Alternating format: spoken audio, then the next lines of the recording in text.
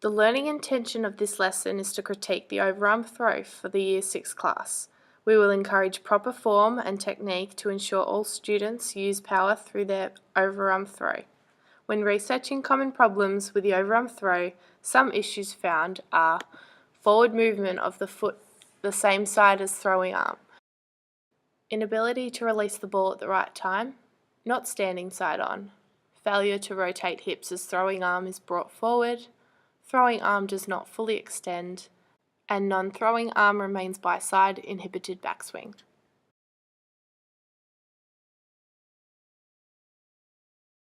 With a Greek background and recently moved to Epping, Melbourne. Anna is a 12-year-old female in Year 6 physical education who lives in Epping and attends Epping Primary School.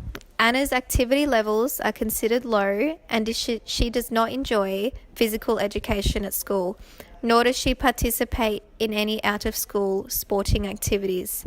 Epping has a low socioeconomic rating according to my school, with mixed cultural backgrounds and low physical education activity levels. Due to the school's demographic rating, as teachers we will ensure the equipment used for our lesson is accessible for the school and take into consideration student skill levels.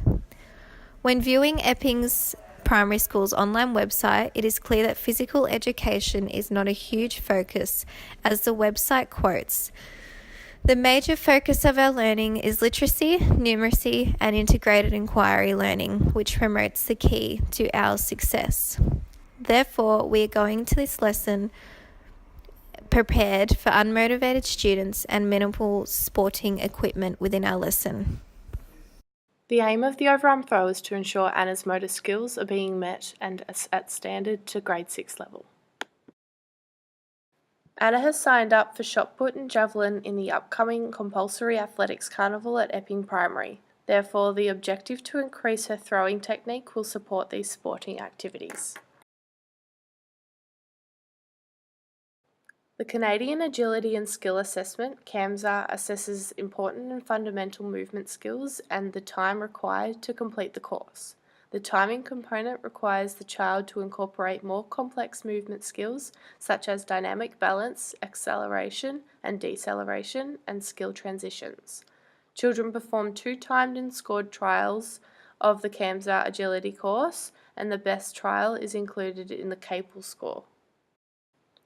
The CAMSA test is a skill ability test which targets students' fundamental movement skills and also agility.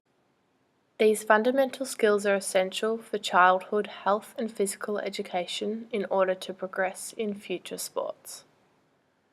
During the lesson, we will be focusing on the fine motor skill of an overarm throw, as we are aware of Anna's concerning CAMSA score being below 21.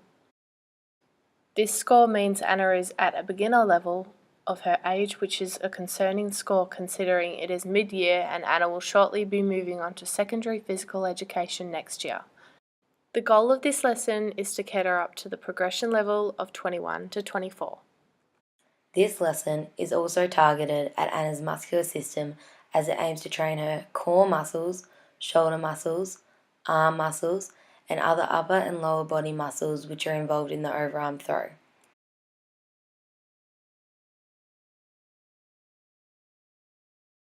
Shoulder muscles, in particular the anterior deltoid, middle deltoid, infraspinatus and supraspinatus, are utilized in the overarm throw to first hold up the arm and then throughout the motion and follow through.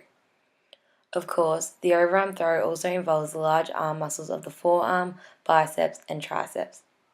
The subscapularis, pectoralis major, and the latissimus dorsi are accountable for the velocity and are exceptionally active muscles during an overarm throw. The weight transfer and balance of the throwing motion involve the core muscles of the obliques and abdominals. The large muscles of the lower body and legs, including calves, quadriceps, hamstrings, and glutes, assist in the driving and providing power as you step into the throw. Step 1. Stand side on to the target with your legs shoulder width apart. Step 2. Point your opposite arm at the target. Step 3. Place your throwing arm next to your ear. Step 4. Lean back on your back leg for extra power. Step 5. Step forward with your foot that is opposite to your throwing arm. Step 6. Release the ball. Step 7. Follow through.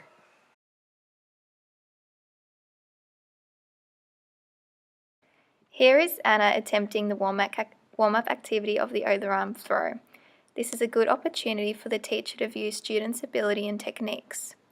The teacher then demonstrates the overarm throw using proper technique and then sets up student in the correct form. This then follows on to our warm-up activity, which is throwing a ball against the wall with a partner to practice technique before moving on to the main activity. Students have been strategically paired in the warm-up activity depending on ability. This is to ensure students are challenged and engaged. The main activity requires the same partners to run up to the cone. One runs to a coloured dot as the other stands at the cone and correctly throws to their partner. If the student catches the pass, the pair collect the dot and return to the beginning position where they swap turns. Students return to the floor for a class discussion as a part of the closure component for this lesson. Having time to reflect on the techniques learnt and the elements of the overarm throw. Students are challenged with feedback supporting their contribution to discussions where they can provide their understanding of what it takes to produce a correctly performed overarm throw.